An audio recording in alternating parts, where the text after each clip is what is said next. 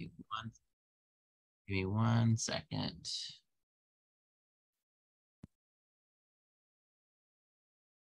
Okay, you're all set. Go ahead. Yeah. Hold on one second. There you go. There you go. Okay, go ahead. Bien, donc je me nomme Gilles Adjankoura, donc je suis togolais et j'ai fait une formation dans le domaine de la qualité dans le secteur pharmaceutique. J'ai aussi suivi une formation en santé publique aux États-Unis à Atlanta. Et actuellement, j'ai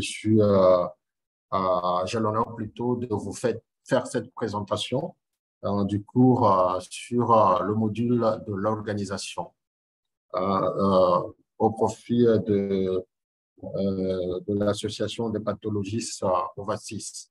Donc, je ne sais pas comment je vais vous traduire ça en français. Donc, vous connaissez déjà le nom. Et voilà. Donc, aujourd'hui, nous allons nous attarder un peu sur l'organisation, l'importance de l'organisation dans le système de gestion de la qualité au laboratoire. Donc, nos objectifs d'apprentissage se présentent comme suit. Donc, nous espérons qu'à la fin de ce module, en tant que participant, vous serez en mesure de décrire les éléments organisationnels nécessaires à un système de gestion de la qualité. Vous serez en mesure de discuter les rôles et les responsabilités dans un système qualité et d'expliquer le processus de conception, de mise en œuvre, de maintenance et d'amélioration du système qualité au laboratoire. Et enfin, de mieux expliquer l'intérêt d'un manuel qualité.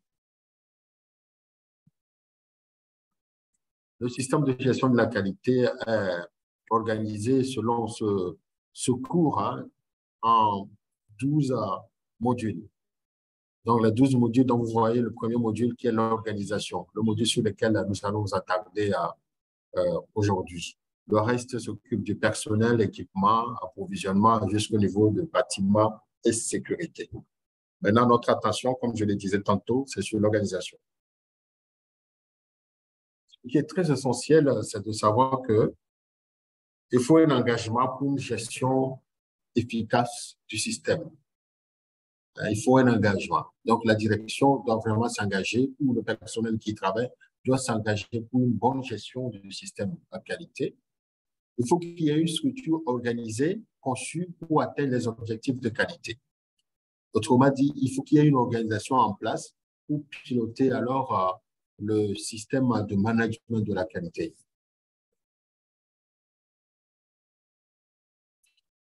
Donc, ce diagramme vous présente la direction et ses rôles en matière de gestion de la qualité. Donc, vous voyez les les 3 flèches descendantes. Nous voyons la structure organisationnelle. Quand on parle de la structure organisationnelle, on a une idée relative à l'organigramme. Et l'organigramme structure la façon dont les ressources humaines, avec leurs postes et responsabilités, doivent interagir. Donc, pour pouvoir alors donner les résultats escomptés. Donc, au niveau de votre droite, vous voyez le processus de planification. Tout commence toujours par la planification. Après la planification, nous passons à la mise en œuvre. Et la mise en œuvre, vous ne pouvez pas mettre en œuvre ce que vous avez planifié sans faire des contrôles, afin de maintenir ce que vous êtes en train de faire et puis d'améliorer. Donc, et ça devient comme une roue, comme un cycle. Vous planifiez, vous mettez en œuvre, vous contrôlez et le cycle va se poursuivre, sachant que le processus de contrôle et de maintenance et d'amélioration est transversal et coupe tout ce que nous sommes en train de faire dans la structure. Ceci est la dernière flèche à votre droite. En matière d'aptitude à diriger. Donc, la direction en exerçant une autorité responsable et puis en motivant et donnant la vision. Donc, c'est la direction de pouvoir motiver, d'exercer plutôt l'autorité et ça se décline dans un organigramme, clairement, avec des fiches de postes et de fonctions qu'on adjoint, avec des niveaux de hiérarchie de décision. Et si l'autorité est connue, il faut qu'il y ait une vision. Et la vision, elle est donnée par la direction. Et quand la vision est donnée par la direction, il faut motiver alors tout le personnel à concourir, à participer à la réalisation de cette vision. Ainsi, la direction, en posant alors ces actes-là, influence et encourage le personnel pour des bonnes performances. Donc, c'est la façon dont la direction s'organise, définit l'autorité, la vision et évidemment les missions, qui, elle peut influencer alors son personnel à pouvoir aller de l'avant et avoir de bons résultats, donc de bonnes performances. Donc là, nous parlons des responsabilités des dirigeants, de la direction. Donc, la direction a comme responsabilité de mettre en œuvre et d'améliorer de façon continue le système de gestion de la qualité. Ça, c'est le rôle régalien de la direction. Vous mettez en œuvre le système et vous améliorez de façon continue. Et cette mise en œuvre doit être documentée et communiquée à tout le personnel. Et enfin, il doit fournir un manuel qualité qui est un document dont nous allons voir un peu la définition dans les diapos qui vont suivre. Donc, doit fournir un manuel qualité qui est un document qui contient la description du système de gestion de la qualité. Donc, toujours dans l'engagement de la direction, vous allez voir dans vos pays respectifs que on a la structure la plus haute, qui est le ministère de la Santé, le ministère de tutelle. Et dans le ministère de la Santé, il y a aussi la partie gestion financière, qui est une partie prenante importante, la gestion financière, la structure qui s'occupe de la gestion financière. Et puis, c'est par des réunions du personnel que les échanges se font pour pouvoir matérialiser l'engagement de la direction avec les différentes parties prenantes.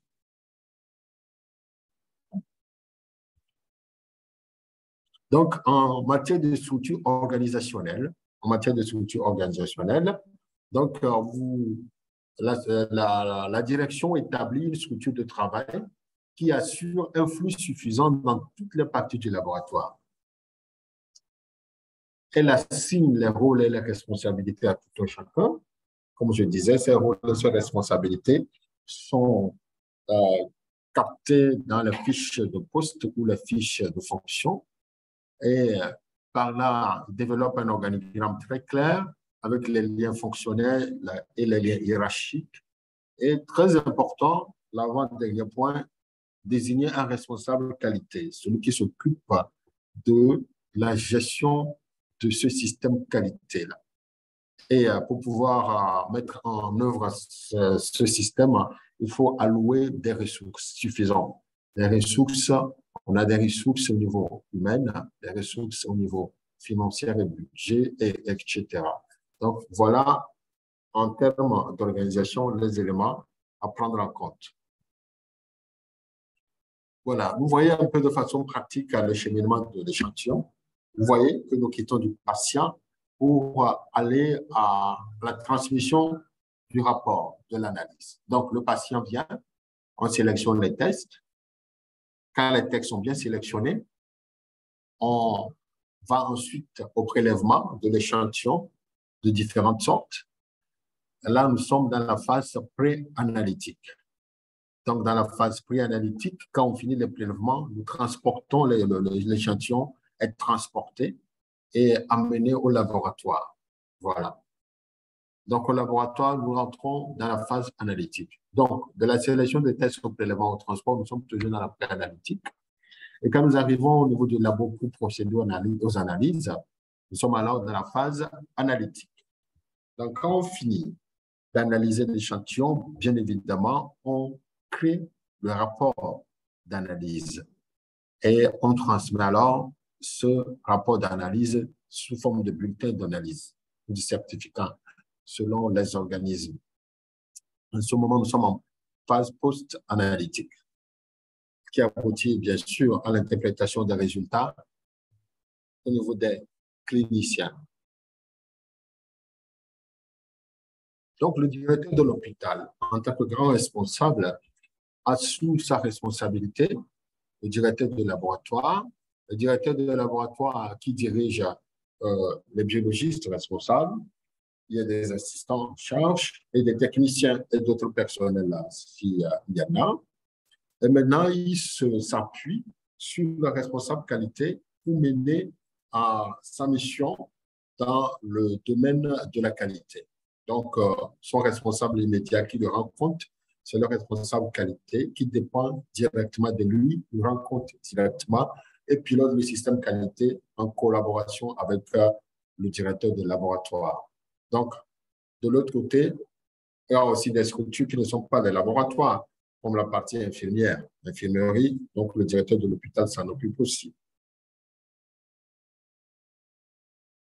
Maintenant, venons-en au responsable qualité. Comme je disais tantôt, le responsable qualité dépend directement dans l'organigramme que nous avons vu du directeur du laboratoire. Il le rend compte, échange avec la direction par rapport à l'état de mise en œuvre de ce système et pilote ce système qualité. C'est une exigence de la norme ISO 1589, la version que nous avons actuellement, la version 2012, d'avoir un responsable qualité.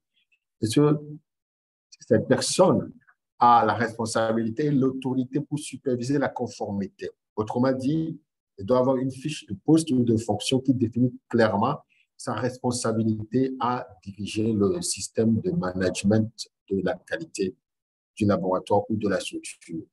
Et il rapporte directement aux décideurs. C'est ce que je disais tantôt.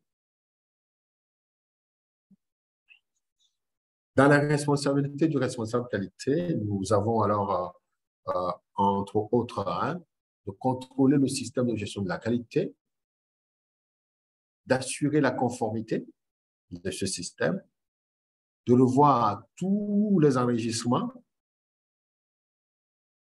nous appelons les registres de formulaires, de conduire et de coordonner les audits, de chercher alors les déficiences ou de chercher les gaps, de chercher les goulots d'étranglement, de chercher là où ça ne va pas, de pouvoir adresser, ces points critiques par des actions à entreprendre et à les mettre en œuvre et d'informer les décideurs.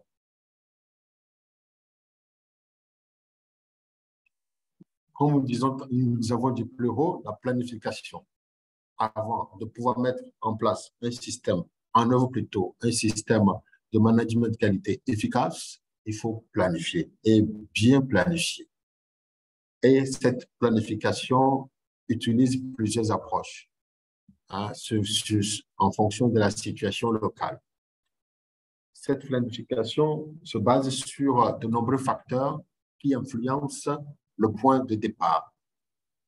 Et cette planification, comme je l'ai dit, inclut aussi tous les éléments qui doivent figurer dans le plan et peut être mis en œuvre à plusieurs étapes. C'est-à-dire que vous pouvez planifier un certain nombre d'activités et en suivant plusieurs étapes pour pouvoir mettre en œuvre le plan, ce que vous avez planifié. Il faut toujours garder à l'esprit de communiquer. Il faut être transparent. Il faut être transparent et communiquer ce qui se fait et ne pas essayer de cacher des informations. Il faut être réaliste en établissant des échéances que vous pouvez atteindre. Donc, il ne faut pas être utopique. Il faut développer des objectifs réalistes et mesurables. Il ne faut pas donner des objectifs bateaux qu'on ne pourra jamais atteindre. Donc, il faut que les objectifs soient réalistes et mesurables. Nous allons voir SMART, donc nous appelons les objectifs SMART. Donc, il faut qu'ils soient réalistes et mesurables. Il faut définir des priorités et procéder étape par étape.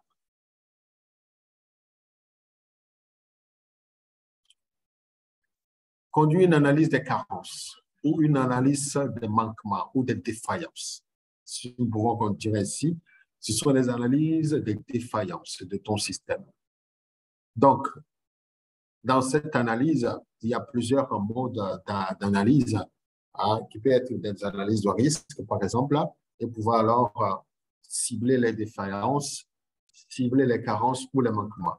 On détermine ces défaillances en utilisant une checklist, par exemple, en développant une liste de tâches et en définissant les priorités. D'abord, ce qui peut être résolu rapidement et ensuite déterminer ce qui aura le plus d'impact. Donc, comme nous l'avons dit, après avoir fait cette analyse des défaillances ou des carences, vous devez prévoir des actions à mettre en œuvre pour lever ces carences ou réduire alors ces défaillances. Et en ce moment, vous serez obligé de prioriser. Vous priorisez par rapport à ce qui a un grand impact, ce qui a un grand impact, et vous choisissez aussi dans la boucle ce qui peut être mis en œuvre très rapidement. L'analyse des défaillances ou des carences. Voilà. Les problèmes couramment identifiés sont au niveau de la demande d'analyse, la gestion de l'échantillon proprement dit, le niveau de formation du personnel technique, le contrôle qualité, le processus analytique, enregistrement et compte rendu d'analyse, la gestion des réactifs et de l'équipement. D'accord? Donc, vous allez voir que les carences, on les trouve au niveau de ces sous-processus, si on peut appeler ici, au niveau de ces points que nous avons relatés. Donc, vous rédigez alors, après élucider ces manquements au niveau des différents points que nous venons de citer, vous allez alors rédiger un plan qui devait contenir en premier lieu ce qui devait être fait, celui qui en sera responsable, donc le deadline, le temps qu'il faut pour pouvoir mettre en œuvre ce que vous avez prévu de faire, et vous passez aux ressources, d'accord? Donc, celui qui est responsable, les ressources nécessaires. Ces ressources, comme je dis, ça peut être des ressources humaines, des ressources financières, ça va être des documents et les points de référence. Donc, et ces éléments-là doivent être, ce plan-là doit être disponible pour tout le personnel. La mise en œuvre du plan. Il faut s'engager à terminer ce plan. Il faut préparer une mise en œuvre par étapes, comme nous le disons, s'assurer que les ressources sont disponibles, utiliser un tableau de Gantt pour la planification. Vous planifiez avec le tableau de Gantt et vous suivez la mise en œuvre. Être certain que chacun connaît ses responsabilités. C'est à ce moment que vous pouvez commencer. Je répète encore. Vous devez vous engager à terminer ce que vous avez prévu de faire. Vous préparez une mise en œuvre par étapes. Vous assurez que les ressources sont disponibles. Vous utiliserez un tableau de Gantt et vous devez être certain que chacun connaît ses responsabilités. C'est à ce moment que vous pouvez alors commencer. Un exemple de tableau de Gantt. Donc, de l'implémentation de l'assurance qualité. Voilà.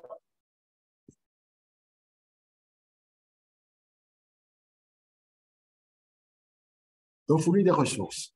C'est un point important pour pouvoir mettre en œuvre ton plan. Si tu n'as pas les ressources humaines, tu n'as pas le matériel qu'il faut, tu n'as pas les fonds qu'il faut, c'est très handicapant pour le plan que tu as conçu. Donc, il y a les exigences financières et le budget dont il faut travailler, le plus détaillé, avec ceux qui s'occupent du budget, afin de pouvoir réaliser les activités que vous avez planifiées. Mieux vous avez les détails, le budget de vos activités, mieux vous pouvez alors implémenter cette activité. Vous aurez besoin du personnel, des personnels supplémentaires avec des compétences et des formations qui sont avérées pour pouvoir alors mettre en œuvre chaque activité. Vous devez alors prévoir aussi les installations, les équipements, les consommables, tout ce qu'il y a, hein, comme bâtiments, infrastructures, les équipements, tout ce dont vous avez besoin pour pouvoir alors mettre en œuvre ce plan.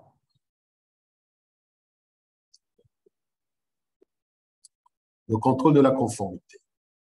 Maintenant que vous avez des ressources, vous avez planifié, vous avez les ressources disponibles pour pouvoir le faire, il faut alors avoir l'esprit qu'il faut contrôler ce que vous allez mettre en œuvre. Et vous devez alors assigner assigner à des personnes ces responsabilités-là de contrôle, hein, du processus de mise en place du SMQ. Et dans les contrôles doivent se baser sur des indicateurs qui sont développés. Et à partir de ces indicateurs développés, vous établissez un système alors de contrôle.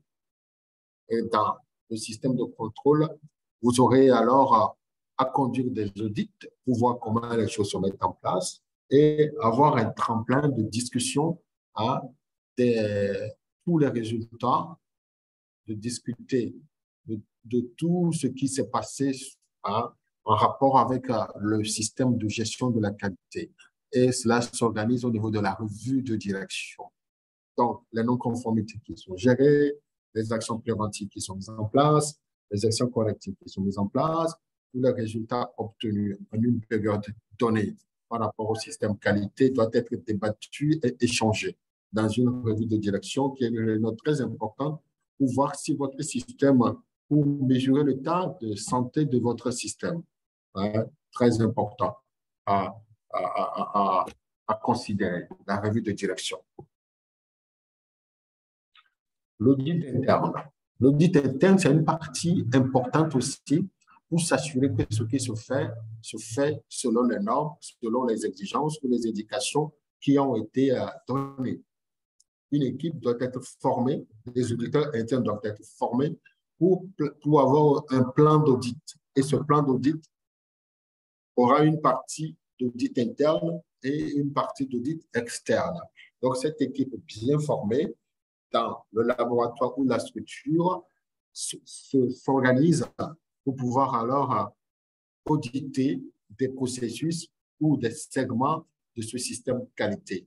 Et ça se fait en interchangeant. C'est-à-dire que si je suis dans un laboratoire, en tant qu'auditeur interne, il est conseillé que cet auditeur interne n'audite pas lui-même son propre laboratoire. Donc, il peut auditer un laboratoire attenant, hein, pour pouvoir alors échanger. Donc, les auditeurs peuvent s'échanger dans le même grand laboratoire, suivant alors les unités. Si je prends un exemple, si vous avez une unité d'hématologie, et de l'autre côté, on a une unité de biochimie, alors l'auditeur interne de l'hématologie peut venir en biochimie et vice-versa, hein, pour pouvoir auditer et donner alors les résultats sur la base desquels une équipe se penchera pour pouvoir lever alors les écarts avant de commissionner un audit externe. Voilà, le manuel qualité, c'est un document capital pour le système de gestion de la qualité. Ce document décrit entièrement le système de gestion de la qualité de votre laboratoire. C'est une étape essentielle et cela relève de la direction. Mieux vous décrivez votre système qualité, comment il est organisé, les normes sur lesquelles vous allez vous baser pour mettre en place ce système qualité, la vision, la mission, le processus que vous avez identifié, la procédure opérationnelle standard que vous avez alors rédigé, les enregistrements attenant aux procédures opératoires standards, ainsi de suite. Donc, vous avez des références dans ce manuel qualité, hein, pour pouvoir alors montrer votre système qualité, comment il est organisé.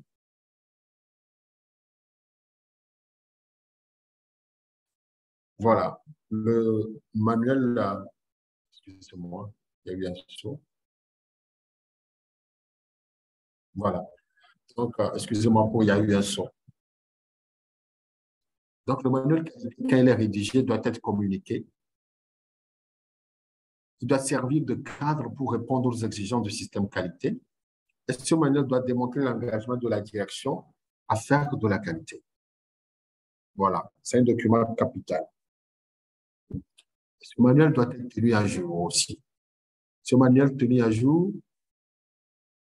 est communiqué les lignes de conduite de ce manuel à tout le personnel. Donc, le manuel est rédigé et le personnel doit savoir que ce manuel est rédigé et on communique à ce personnel le contenu de ce manuel. Bien évidemment, comme cela ressort de la responsabilité de la direction, ce manuel doit être approuvé par la direction. Et ce manuel requiert une mise à jour régulière et périodique.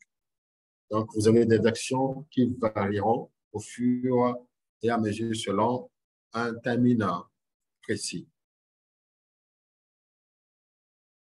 Donc, la mise en œuvre réussie requiert d'avoir l'engagement de la direction, de comprendre les échéances d'un système de gestion de la qualité, d'engager le personnel à tous les niveaux, d'essayer d'améliorer continuellement et d'avoir des attentes réalistes. De l'intention à l'action. Comme l'image le montre, le manuel qualité va capturer le système de gestion de la qualité, comment il est organisé, comment il va fonctionner, tous les documents utilisés, le processus, formulaire, les références, tout ça. Nous passons à la planification. Planifier en s'assurant des éléments qui doivent figurer. À partir de la planification, il y a une mise en œuvre. Cette mise en œuvre se fait sous un contrôle régulier. Et ce contrôle régulier se fait de différentes manières. Mais des équipes doivent être désignées et des tâches assignées de contrôle. On peut avoir des auditeurs internes pour pouvoir alors, à un moment donné, passer en revue les sous-processus, pouvoir les sous-processus qualité ou les processus qualité, pour voir comment les choses fonctionnent. Voilà, et pour pouvoir améliorer de façon continue. Donc, c'est une roue qui tourne. Vous planifiez, vous mettez en œuvre, vous contrôlez, vous agissez, ainsi de suite, et vous poursuivez alors la démarche. De l'intention à l'action, assigner la responsabilité de la mise en place. Il faut assigner ça. On a parlé de responsabilité qualité capitale. Et ceux-là qui vont l'aider à travailler aussi sont désignés. Tout le personnel doit être impliqué. Il faut allouer des ressources suffisantes pour pouvoir mettre en place le système qualité. Il faut développer et distribuer un manuel qualité. C'est un document primordial pour le succès de la mise en place de systèmes de gestion de la qualité. Donc, quand vous avez développé et distribué le système qualité, vous passez à la mise en place de ce système et vous contrôlez la conformité de ce système par rapport à la politique qualité et aux exigences du système de gestion de la qualité. La politique qualité, on n'en a pas parlé, mais cette politique énonce les stratégies de la structure en matière de management de la qualité. Et c'est à partir des politiques énoncées en tout cas des stratégies énoncées dans la politique qualité, viendront des objectifs qualité. Et à partir des objectifs qualité, des actions, des activités en découleront. Et ces activités qui en découleront doivent être capturées dans un plan qui se constituera le plan qualité. Et dans ce plan qualité, vous devez avoir tous les éléments qu'il faut, comme nous l'avons dit tantôt, la personne qui est responsable de l'activité, les ressources dont a besoin l'activité, le timing, c'est-à-dire le délai qu'il faut pour mettre en œuvre ces activités et les indicateurs qu'on doit utiliser pour mesurer la mise en œuvre au niveau de chaque activité. Et ce plan, quand il est déroulé, avec tout le système de contrôle de ce plan, alors on pourra, à partir des revues de direction et à partir des audits, voir l'état de mise en œuvre, sortir les gaps, pour pouvoir alors recommencer alors pour pouvoir poursuivre plutôt l'amélioration continue. Entre-temps, ce système devrait être passé à la loupe en revue de direction. pour voir si le système est fonctionnel, le système de gestion de la qualité mis en place est fonctionnel, pour voir est-ce qu'il est efficace. Et à partir de cette revue de direction, il y aura les éléments de sortie qui constituent des recommandations, des actions à mettre en œuvre pour pouvoir alors améliorer encore le système de gestion de la qualité. Donc, de l'intention à l'action. Tout vient de l'intention. Et cette intention doit être, comme vous l'avez vu, décrite dans un manuel qualité. Et la mise en œuvre doit commencer par un plan. Et une structure, une organisation doit être en place. À partir de l'organigramme, le directeur est là, le directeur de l'hôpital, le directeur du laboratoire, le responsable qualité, les techniciens, toute la structure organisationnelle en place, avec des fiches de poste, des fiches de fonction, ce qu'il faut faire, comment il faut collaborer pour atteindre les résultats. Donc, toute cette organisation contribue à une mise en œuvre efficace et efficiente plutôt, de système de gestion de la qualité. Rappelez-vous, la qualité n'est pas une science, c'est une manière de penser. Et cette manière de penser qui constitue la base, la bonne base de mise en œuvre de ce système qualité. Dans tout le personnel, à un moment donné, qui se met en tête cette manière de penser, penser qualité, penser qualité, va constituer alors un levier pour pouvoir mettre en œuvre efficacement le système de gestion de la qualité. Le temps investi aujourd'hui permettra d'obtenir des résultats de qualité, une efficacité certaine, une satisfaction personnelle et professionnelle et la reconnaissance de vos pairs. Qui est le responsable de la qualité? Le responsable de la qualité, hormis la personne qu'on nomme responsable de qualité, tout le monde est responsable de la mise en œuvre du système qualité. Tout le monde est responsable de la qualité dans son secteur. En passant du pré-analytique à l'analytique au post-analytique, chaque personnel dans son secteur, aussi petit soit-il, est responsable de la qualité dans ce secteur, doit penser qualité. Tout ce dont j'ai besoin pour respecter la qualité, il doit le penser. À ce moment que chaque individu pensant la qualité, chaque individu étant responsable de la qualité, fait que tout le système qualité pourra marcher progressivement, étape par étape. Donc, c'est un état d'esprit, c'est une façon de penser et on ne finit jamais. Donc, c'est un processus qui suit son cours avec une amélioration continue. Si vous avez des questions ou des commentaires, vous pouvez envoyer un email à l'ASCP, un email à l'ASCP, donc l'association des pathologistes et à l'étranger, ASP, vous leur envoyez un mail et ils seront bien contents et honorés, heureux, plutôt seront heureux de vous répondre, à vos différentes questions et de vous faire un feedback par rapport à vos commentaires. Je vous remercie et on se dit alors à bientôt. Au revoir.